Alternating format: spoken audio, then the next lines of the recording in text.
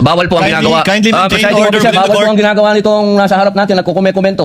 Alam niyo po, napakalungkot po para sa amin na marinig na meron kayong ibinigay na affidavit na nabahiran dito po sa loob ng Senado. Dito, sa plenaryo ng Senado ay nabahiran ng matinding masasabi nating kasinungalingan sapagkat magkaiba ang kanyang sinabi.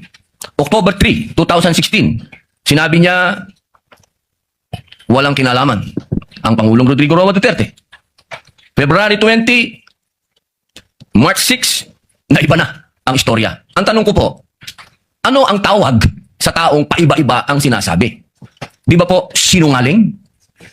May I answer, Your Honor? Opo. Kagaya po ng aking binigyang linaw kanina.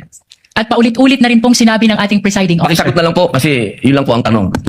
Tama po ba o mali na tawaging sinungaling ang taong iba-iba ang sinasabi? I'm sorry, Your Honor, but I need to qualify my answer. Mr. Presiding Officer, isang simpleng tanong lang po. The lead prosecutor may agree or disagree or state a different characterization.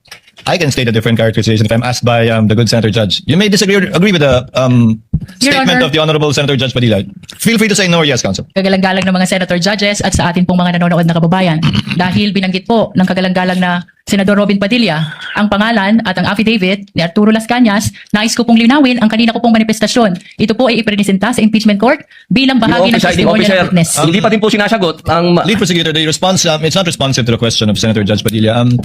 Allow me to, if the good Senator Judge will allow the presiding officer, pwede ba nating sabihin, lead prosecutor, na ang testigong pabago-bago ang kanyang testimonya sa magkakaibang petsa o araw o panahon ay isang testigong hindi maaasahan. Without particular reference to Arturo Las Sa Cañas, pangkalahatan, I agree with you, Honorable Presiding Officer. Posibleng nagsisinungaling siya sa isa, nagsasabi ng totoo sa isa, o nagsisinungaling sa isa, nagsasabi ng totoo sa isa, hindi na natin malalaman yun.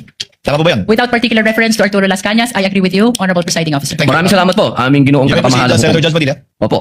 Kasi po, katulad po ng sinabi ng aming Senator Judge, 10,000 hours, Pampilo Lacson, napakaliwanag po ng sinabi niya.